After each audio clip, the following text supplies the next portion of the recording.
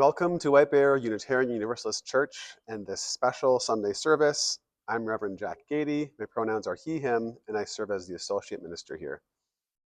Welcome. We are a church that values courage, reverence, and compassion, and experimentation. So today we have an extra special service. We're going to be taking you with us outdoors on an adventure. This theme today is winter meditation. It could also be called moving meditation or walking meditation. Our hope is that however you take in the service today, you let it be a meditation. So that might mean for you, you can actually take us with you on a device, a phone or tablet with headphones. You can actually take a winter walk as you listen to the service. There will of course be beautiful visuals. They're not necessary. So you could do audio only for today's service if you'd like. We're going to be telling stories. We're going to have music, some soundscapes.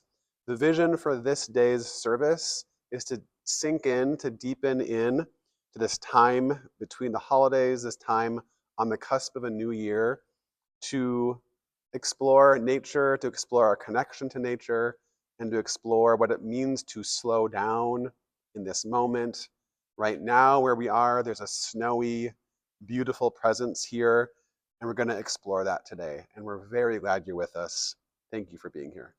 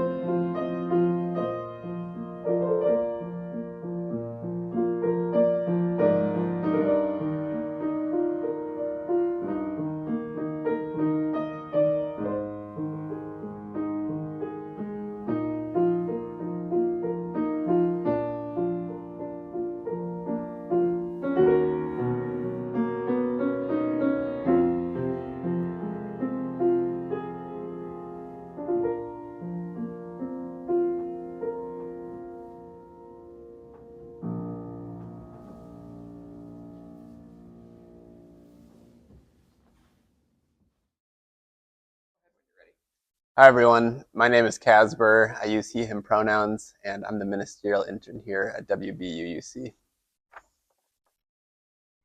Come in. Come into this time together, which we make holy by our presence. Come in with all your vulnerabilities and strengths, fears and anxieties, loves and hopes. For here you need not hide nor pretend, nor be anything other than who you are and who you are called to be. Come on this journey where we can touch and be touched, heal and be healed, forgive and be forgiven. Sink into this space where the ordinary is sanctified, the human is celebrated, and the compassionate is expected. Come with us today. Together we make it a sacred day. As some of you know, I had a month of sabbatical leave 2 summers ago, and during that time, I walked the entirety of the Superior hiking trail. I learned so much about myself during that time, and I learned about how much I loved hiking. To connect with nature, to slow down, and connect with my spirit. And just to be clear, when I say spirit, I'm referring to my interior life. I have a rich sense of interiority and inner thoughts. an inner landscape that others wouldn't know if I didn't reveal it or share about it. That's what I talk about. That's what I mean when I say spirit. But on this trip, this 1 month hike of this beautiful land that I grew up near and know so well, I learned so many lessons. I had 1 month on this trail with myself, a few friends gathered around me here and there throughout. I made a few friends of other hikers on the trail with me, but the majority of my time was solo. I had one little Kindle, so I had some books to keep me company. I also had my thoughts, and I read quite a few Indigenous authors.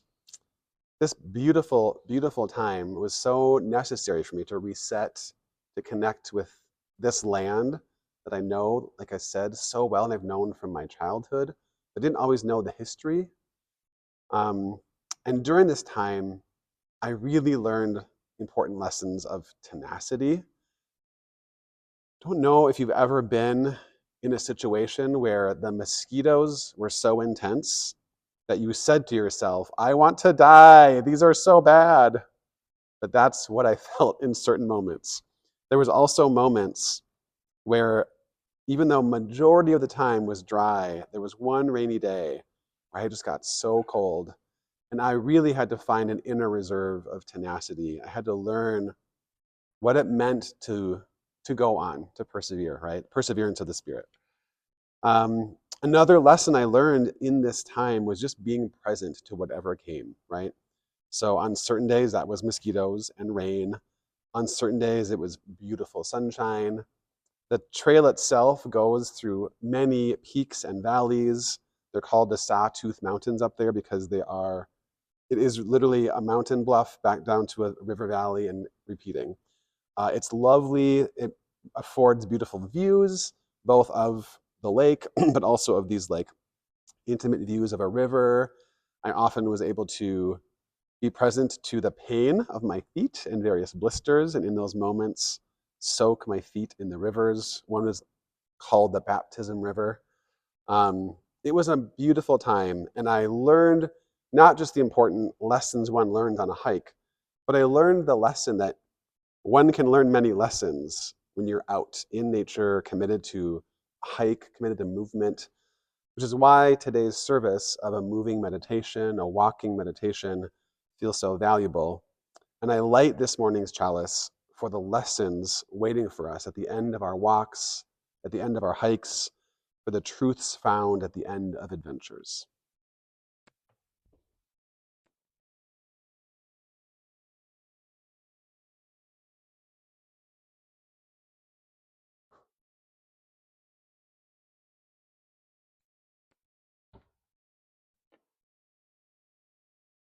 Please join me for the opening words.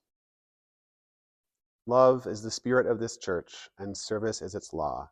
This is our great covenant, to dwell together in peace, to seek the truth in love, and to help one another. And now we begin our adventure, so follow me. Again, if you want to take us outside, please do. Use this time to bundle up, as I will do.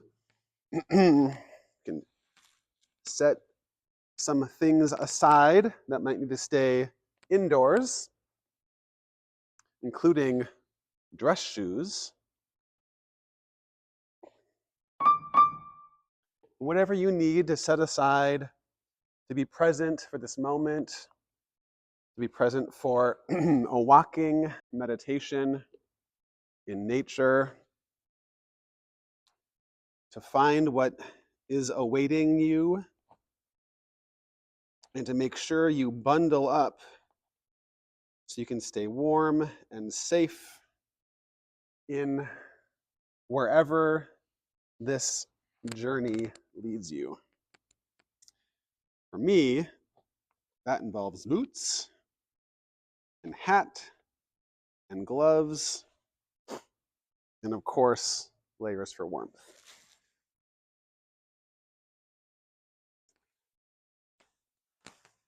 All right. Almost ready.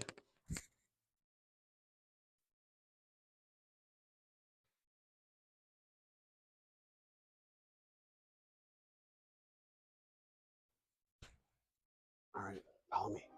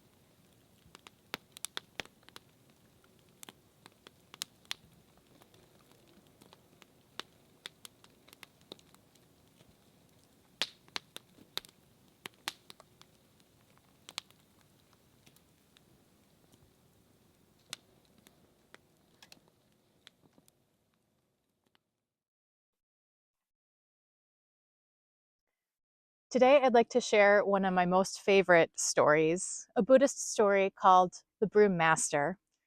It is a story that we share around here often, particularly around this time of year, and it is also a story that I have shared quite a bit with my own children. So much so that I have told it on times on hikes with my kids as a sort of meditation as we move deeper into the woods and hopefully deeper into intention and into presence.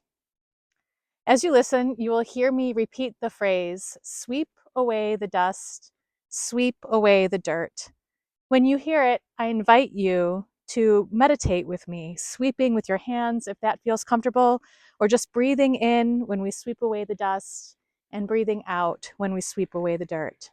Sweep away the dust, sweep away the dirt. Chunda and his brother Raj lived in a small village.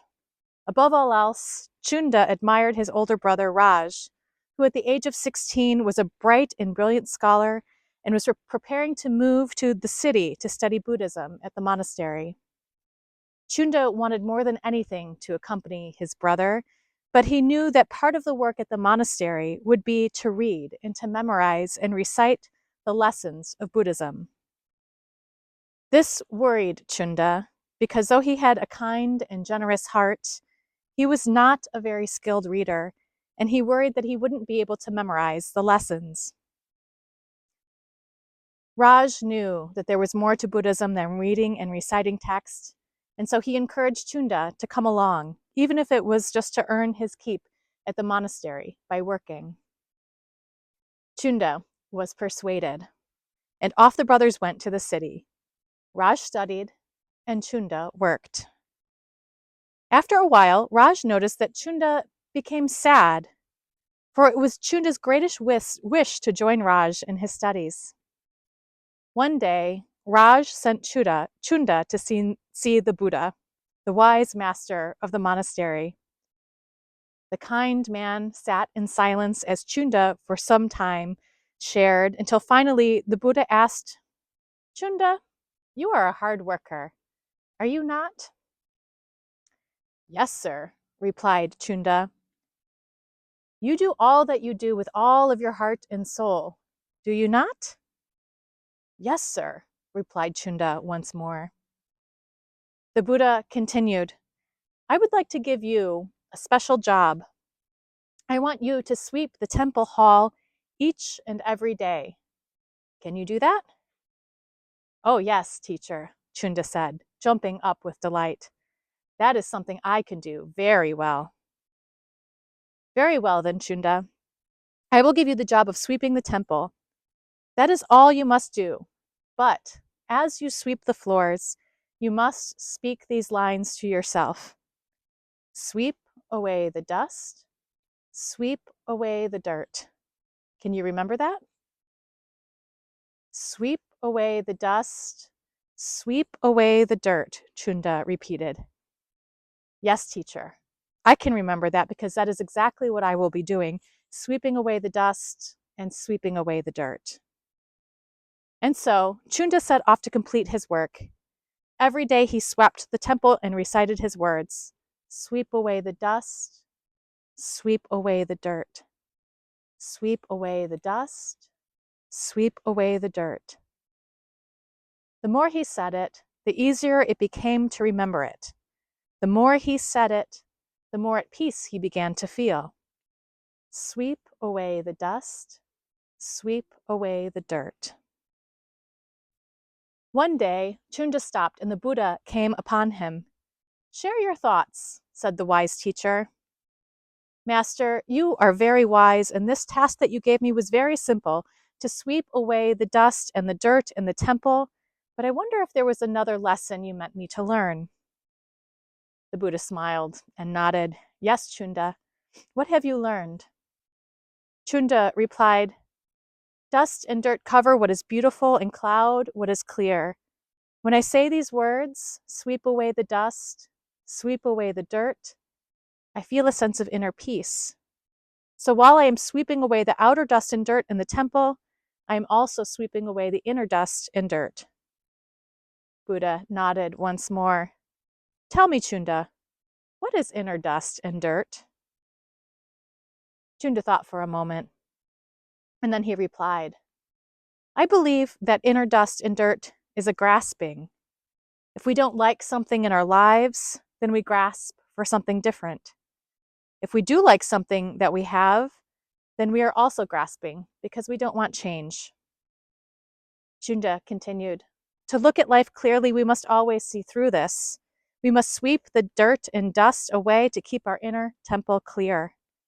Sweep away the dust. Sweep away the dirt.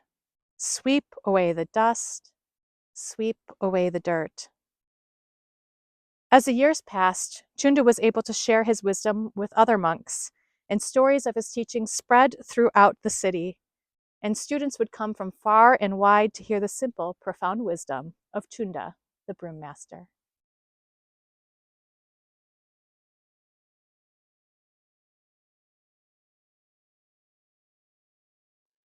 So now, with some spiritual practices with us, we can settle in even deeper into this moment, meditating here where we are. We might hear some noises, we might see some sights, but our invitation here is just to walk, to be present to what's happening around us. Take it in, right? Some of the smells even of winter, and drilling down into the present moment, right? Almost like an anchor point, keeping us grounded to this beautiful earth, this land, this moment in time where we are between seasons, just on the cusp of a new year.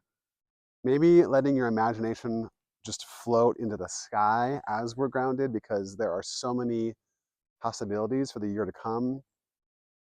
So dream with me about what 2026 might hold.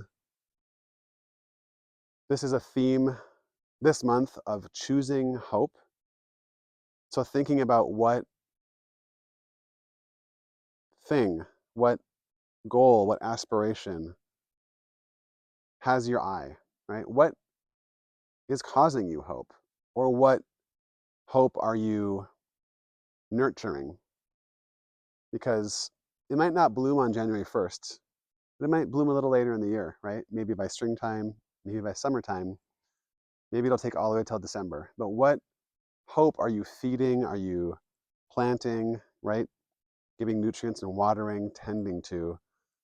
What little fragile hope might blossom in this year to come? So let's walk together with these thoughts in mind.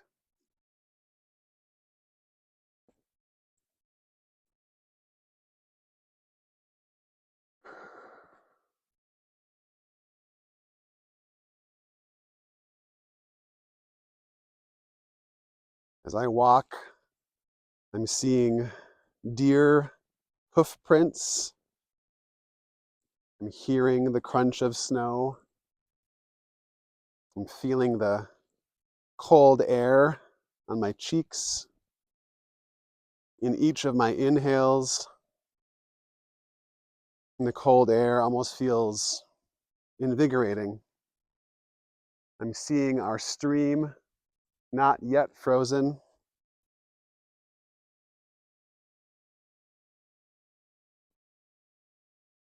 Seeing so many leaves still clinging to the trees.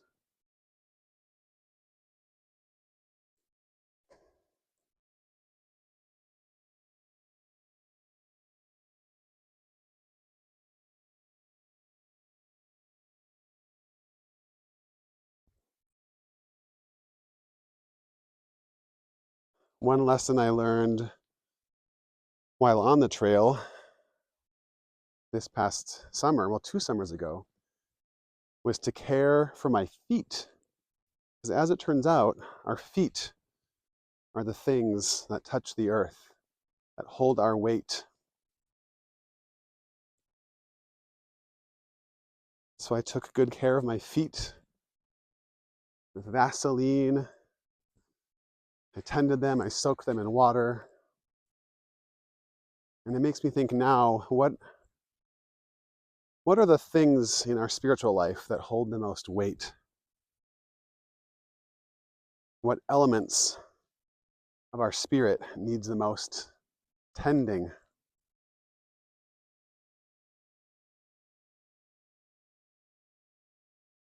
Maybe it's some form of prayer life or meditation life, a time in your day or a time in your week where you can put everything down that you're holding, where you can just be present, even though the cares of the world might be swirling, the cares of your family. How do you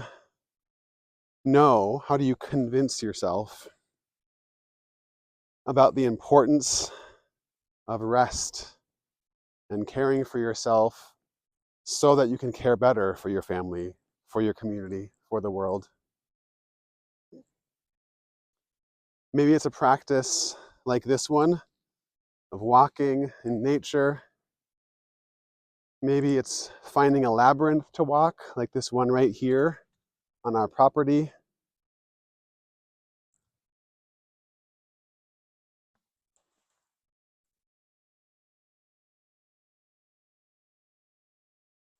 Maybe the snow will fall down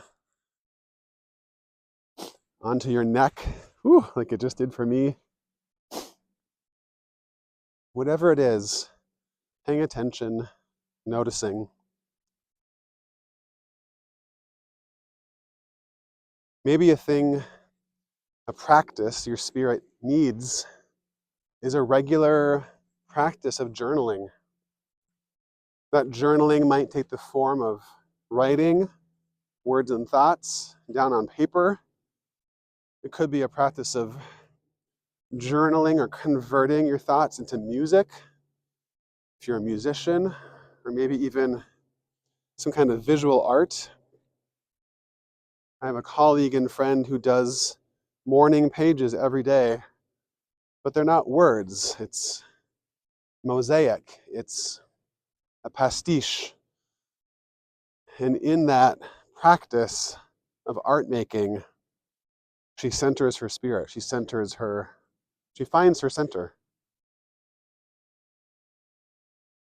Whatever it is, having your experience of centering, of grounding, saying a moment of gratitude, prayer of gratitude, and continuing.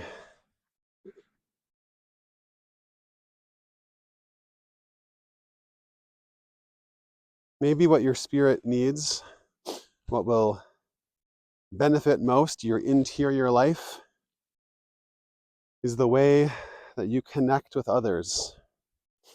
For so many of us, that involves food, the sharing of food.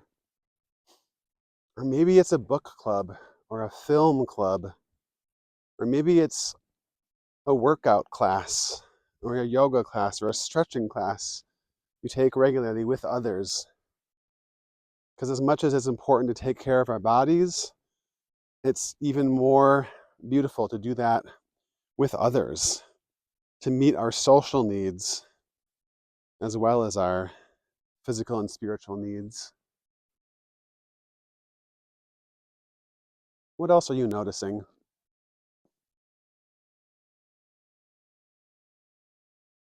Maybe the sounds of children's voices playing somewhere far away in the snow. Maybe a dog howling. Some birds chirping.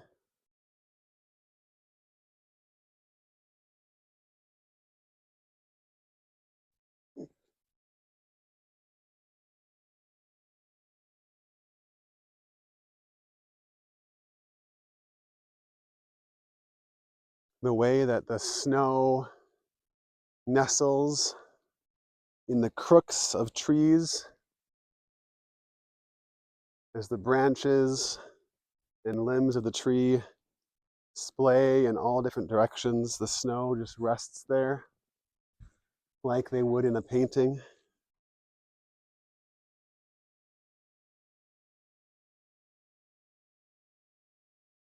Or maybe, as I'm seeing right now, the snow-covered trees in the foreground with a beautiful copper-colored building sanctuary in the background.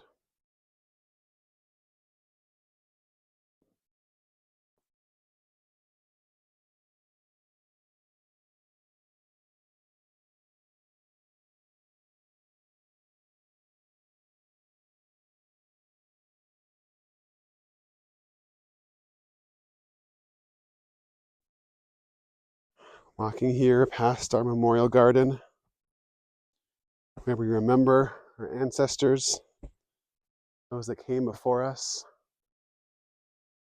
who helped build this church, build this community. And then wherever we are, entering back into a space towards home. For me this morning, back towards the sanctuary.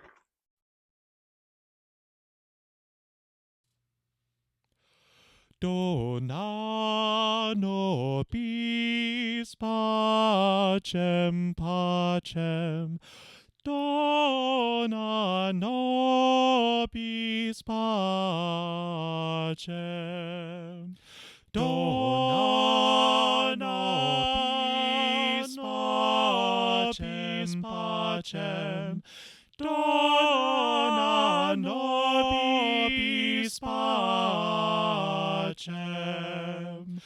dona nobis pacem, dona nobis pacem, dona nobis pacem, dona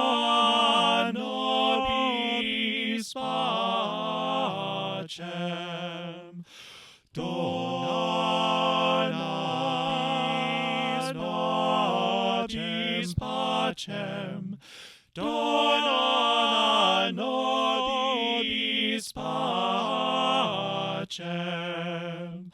dona nobis pacem, dona nobis pacem, dona nobis pacem, dona nobis pacem, dona nobis pacem, dona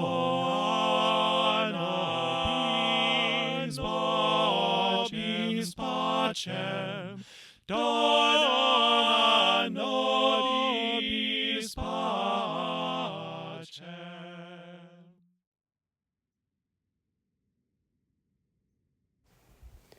Hi everyone, this is Kaz again. And I want to invite us into a time of embodied meditation. Whether you're on a walk right now or just sitting and listening to this service, let's take a moment to take a deep breath and really find our bodies. So first, I'm going to ask you to feel your feet. Plant them on the ground. Maybe wiggle your toes a little bit. Just feel that sturdiness underneath you.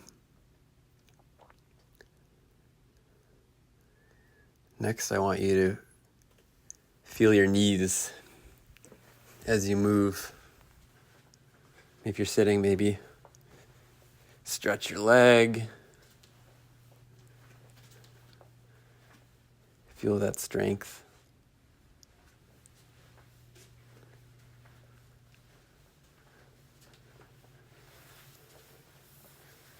Next, I want us to go and feel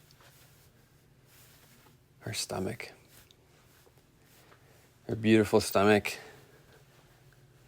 that nourishes us and helps us metabolize the food, the sustenance that we eat every day.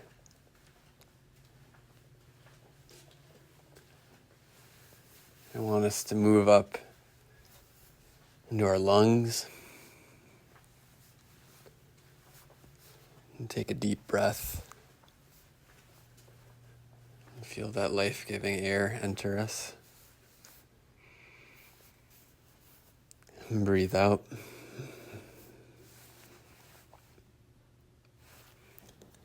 And if you can, put a hand over your heart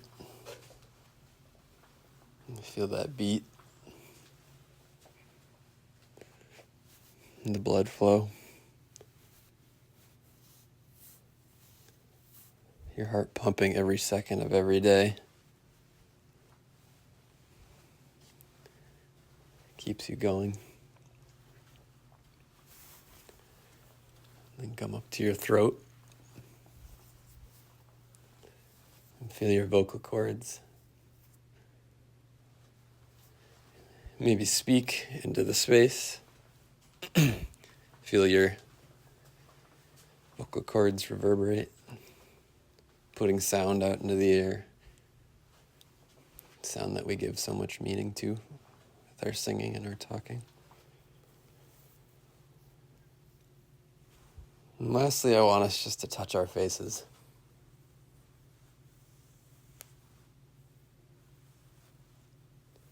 And to feel our bone structure. Maybe touch our nose.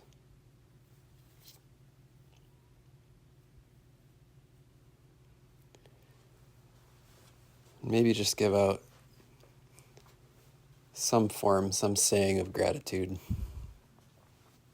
Thank you for this body.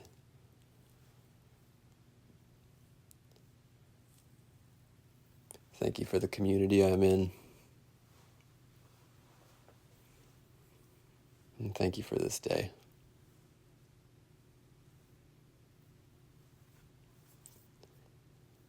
And with that, I'm going to wrap us up and say peace and blessings as you continue the rest of this service.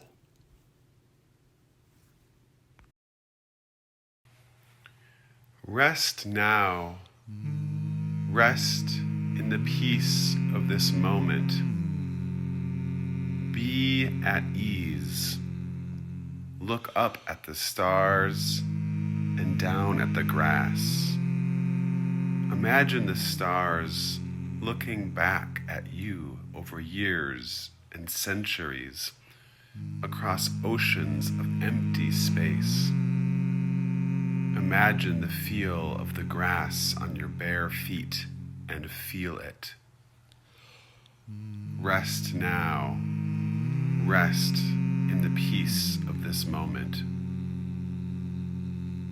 Be still at the turning axis of the world and let go of the long unspooling of history, of sorrow and joy and birth and death and all the long years between.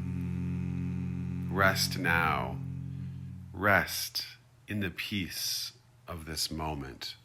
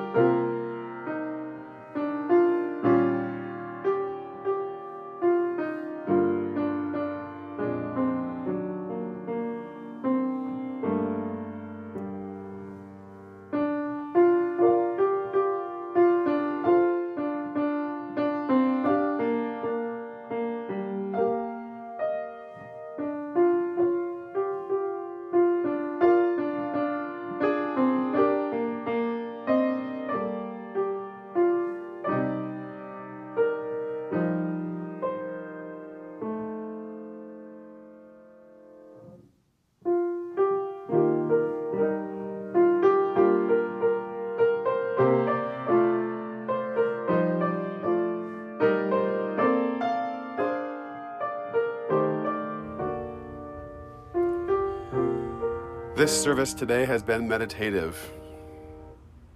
I hope it's been calming, but just for a moment, I want to leave you with a charge based on Amy's story to sweep away the dirt, to sweep away the dust. I wonder what things from this past year need to be swept away. Maybe even things from further beyond just this year. What needs to be swept away in this moment as we prepare for this new threshold? Winter solstice just behind us, New Year's Eve in front of us. What might our hearts and our spirits need to prepare for what comes next? In Kaz's embodied meditation, he talked about grounding in this moment and into our bodies.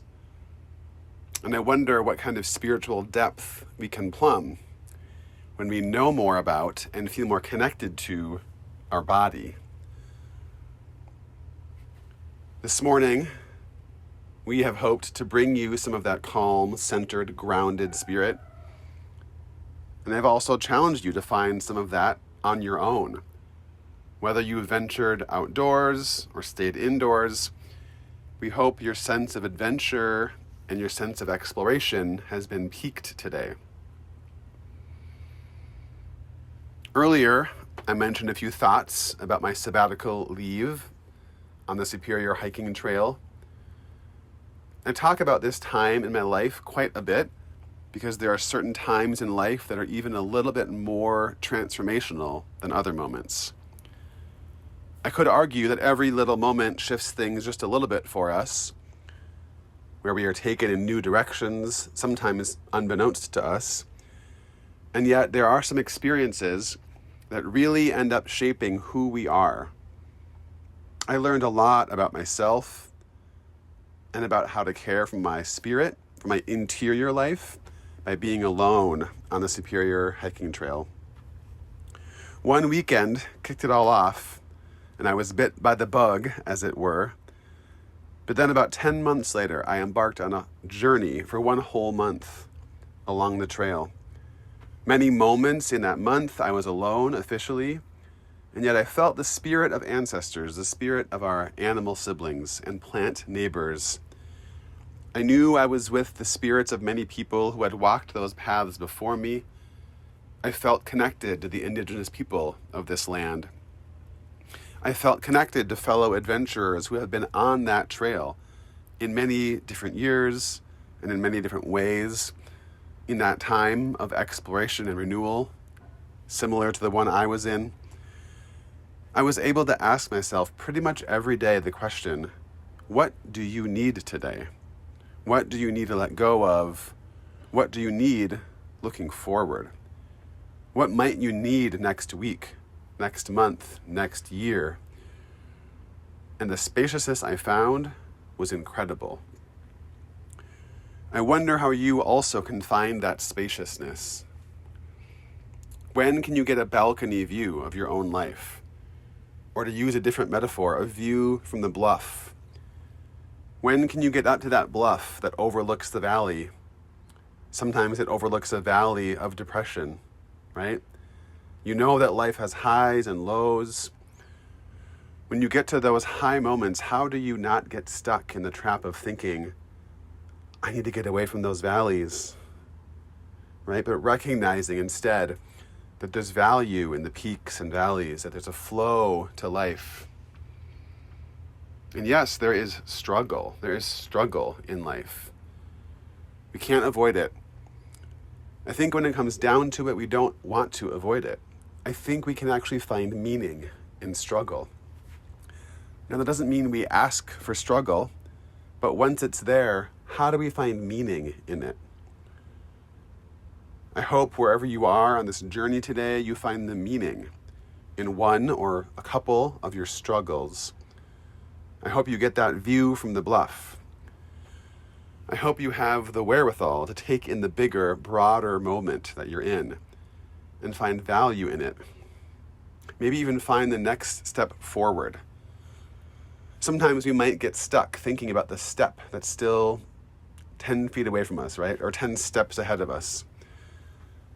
But I wonder if you might be able to find today just the next step. What is the next right thing for you to do? And how can you find it? I can't find it for you. I could make suggestions, but I think it'll be a lot richer coming from yourself. If you are the one that asks, what is my next right step? I hope you do that today in this time of meditation and reflection.